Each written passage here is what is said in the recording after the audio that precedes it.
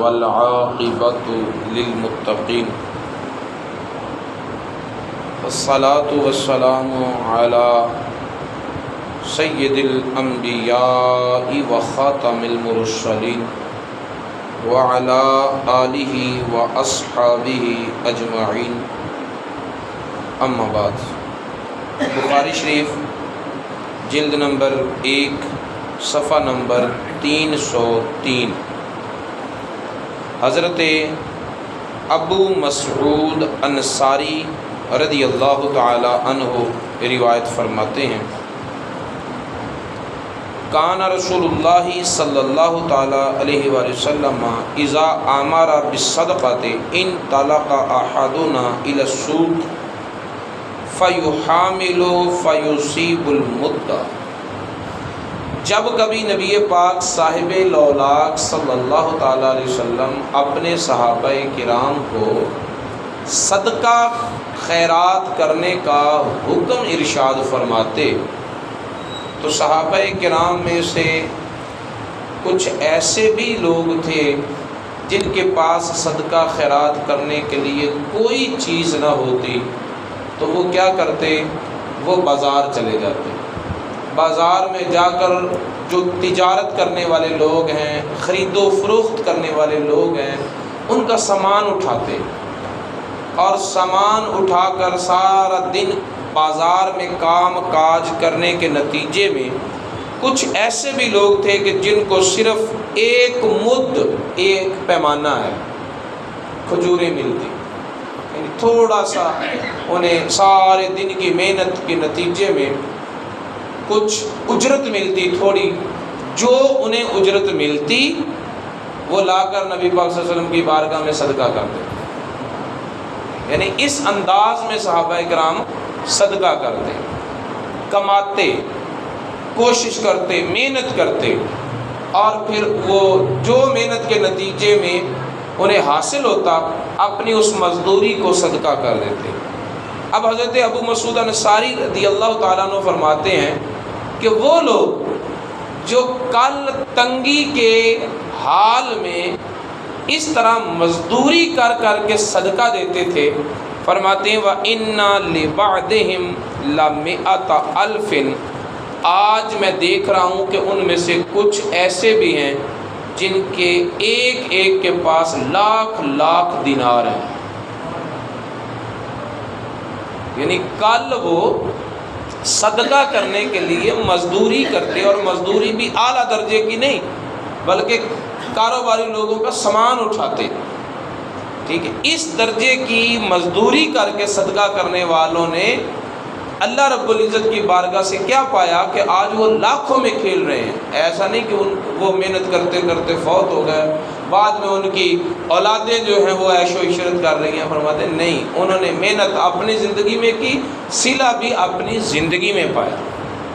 اس حدیث مبارکہ سے واضح طور پر یہ معلوم ہوتا ہے کہ اللہ کی راہ میں صدقہ خیرات کرنے کا اجر کیا ہے، صلہ کیا ہے۔ آخرت میں جو ملے گا وہ تو ملے گا ہی، لیکن دنیا میں بھی جو بندہ اللہ کی راہ میں دینے والا ہے وہ تنگ دست نہیں ہوتا بلکہ لمحہ بلمحہ وہ خوشحالیوں کا سفر کرتا ہے۔ لیکن اس میں ایک بات قابل غور یہ بھی ہے کہ صدقہ دینے والے کی نیت پر بڑا ڈپینڈ کرتا ہے۔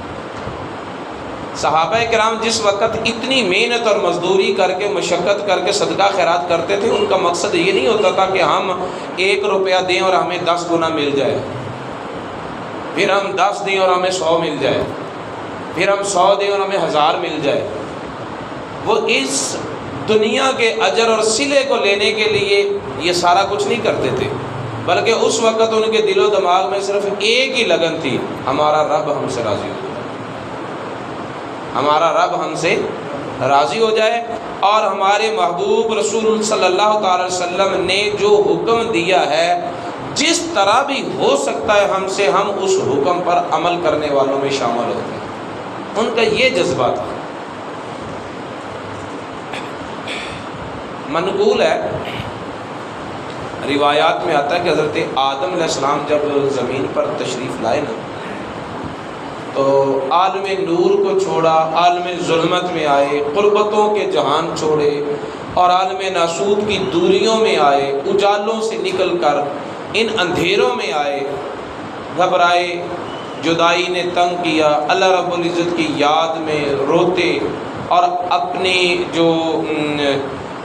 ان سے ایک معاملہ ہو چکا تھا اس پر توبہ کی آنسو بھی بہاتے 300 سال تک روتے رہے۔ تو حضرت آدم علیہ السلام ایک مرتبہ ایک جگہ بیٹھے رو رہے ہیں، آبادی تو ابھی تھی نہیں، حضرت حوا کے ساتھ ملاقات تو ہوئی نہیں تھی، نسل انسانی کا اجرا تو ہوا نہیں تھا، آگے چلی نہیں تھی نسل انسانی، تنہا آدم علیہ السلام تھے کہیں زمین پر، تنہا حضرت حوا تھی کہیں زمین پر، دونوں کی تو ابھی ملاقات بھی نہیں ہوئی تھی۔ تو حضرت آدم علیہ السلام تنہا رو رہے ہیں اور بہت زارو قطار رو رہے ہیں۔ تو جنگل کا ایک ہرن آیا، اس نے دیکھا کہ اللہ کا نبی ہے، اللہ کا پیغمبر ہے، رو رہا ہے، تو وہ حضرت آدم علیہ السلام کے پاس بیٹھ کر وہ بھی رونے لگا۔ آدم علیہ السلام رو رہے تھے اپنے رب کی محبت میں اور وہ ہرن رو رہا تھا اللہ کے اس پیغمبر کی محبت میں، کہ اللہ کا نبی رو رہا ہے،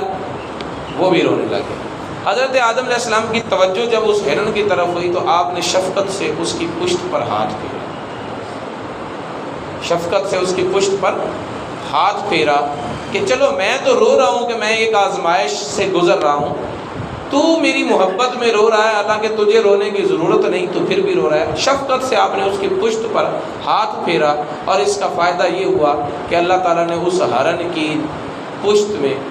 ناف میں کستوری پیدا فرمائی۔ اب وہ ہرن جب اپنے ہرنوں میں گیا تو جدھر جدھر جائے وہ مہکتا پھرے، پیغمبر کا ہاتھ لگا، خوشبوئیں جنت کی ہیں۔ تو دوسرے ہرنوں نے پوچھا کہ یہ خوشبو کہاں سے لے کر آیا ہے؟ اس نے بتایا کہ فلاں جگہ پر اللہ کا نبی، اللہ کا پیغمبر، اللہ کا برگزیدہ بندہ رو رہا تھا، اس کی محبت میں بھی جا کر بیٹھا اور رونے لگا۔ انہوں نے اپنا دست شفقت میری پشت پر پھیرا، خوشبوئیں آنے لگ گئیں۔ اگلے دن بہت سارے ہرن آ گئے، وہ بھی حضرت آدم علیہ السلام کے ارد گرد بیٹھ گئے۔ لیکن آج بھی جس ہرن کی ناف میں کستوری پیدا ہوتی ہے نا، اس روایت میں یہ لکھا ہے کہ اسی ہرن کی نسل سے وہ ہرن ہیں جن کے ناف میں کستوری پیدا ہوتی ہے۔ ہر ہرن کے ناف میں کستوری نہیں ہوتی، وہ صرف اس نسل سے آگے یہ آج تک کستوری منتقل ہوئی۔ لیکن اگلے دن جو اتنے سینکڑوں کی تعداد میں ہرن آئے تھے ان میں سے کسی کو کستوری نہیں ملی۔ وجہ کیا تھی؟ وجہ یہ تھی کہ یہ اخلاص لے کر آیا تھا، وہ غرض لے کر آیا تھا۔ ہم آج اللہ کی راہ میں 1 درہم دیتے ہیں اور انتظار کرتے ہیں کہ 10 کب ملتے ہیں، 10 روپے خرچ کرتے ہیں تو پھر انتظار شروع کر دیتے ہیں کہ 100 روپیہ کب ملتا ہے۔ تو صحابہ کرام نے اللہ کی راہ میں صدقہ خیرات اس قدر مشقت سے دیا تو ان کی غرض یہ نہیں تھی کہ ہم نے 10 دے کر 100 لینے ہیں، 100 دے کر 1000 لینے ہیں، بلکہ ان کی غرض صرف اور صرف یہ تھی کہ ہم نے اپنے رب کو راضی کرنا۔ ان کے اخلاص کی طاقت تھی۔ صدقہ خیرات کرنے کے جو فضائل ہیں، برکات ہیں، اجر ہے، ثواب ہیں، وہ ملتا ہے، لیکن ملتا نیت کے اعتبار سے۔ انما الاعمال بالنیات، اعمال کا دار و مدار نیتوں پر ہے۔ آج کوئی صدقہ خیرات کرے اور پھر کہے کہ میں بھوک مرنے لگا ہوں، پہلے یہ تھا، ہو نہیں سکتا۔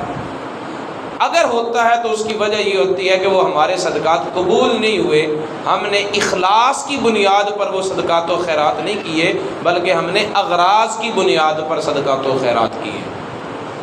کسی کی غرض ہوتی ہے کہ میری سخاوت کا شعرہ ہو جائے، کسی کے ذہن میں یہ ہوتا ہے کہ میں ٹیکس سے بچ جاؤں، رفاع عامہ کے کام کرتا ہے، وہ غریب پروری، یتیم پروری کرتا ہے اور وہ اپنے حکومت کے ٹیکسوں سے بچتا ہے۔ تو جو ان کاموں، ان اغراض کے پیش نظر صدقات و خیرات کیے جاتے ہیں تو ان کے اجر وہ نہیں ہیں جو خالصتاً اللہ رب العزت کی رضا کے لیے کیے جاتے ہیں۔ نہ خدا بدلا ہے نہ خدا کے اصول بدلے۔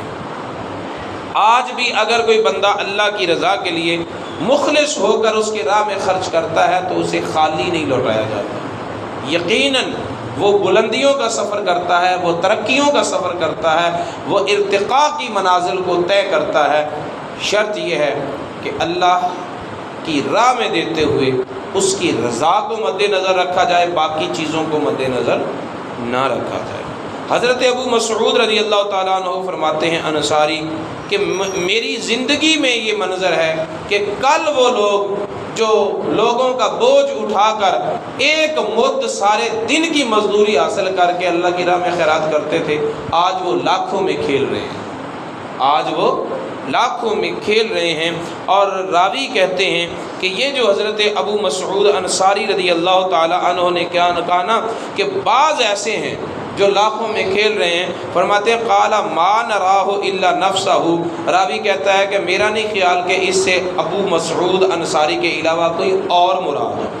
انہوں نے اپنی ذات کی طرف اشارہ کیا کہ کل میں اس طرح اللہ کی راہ میں صدقہ کرتا تھا اور آج میں لاکھوں میں کھیل رہا ہوں۔ یعنی وہ کسی کی بات نہیں کر رہے، وہ اپنی ذات کا تجربہ کر کے لوگوں کے سامنے پیش کر رہے ہیں کہ اللہ کے خاطر کرنے والا کوئی کام بندہ کر جائے تو ایسا ہو نہیں سکتا کہ پھر اسے اجر نہ ملے، صلہ نہ ملے۔ دنیا میں بھی اسے خوشحالیاں ملتی ہیں، آخرت میں بھی خوشحالیاں ملتی ہیں۔ امام بخاری علیہ رحمہ نے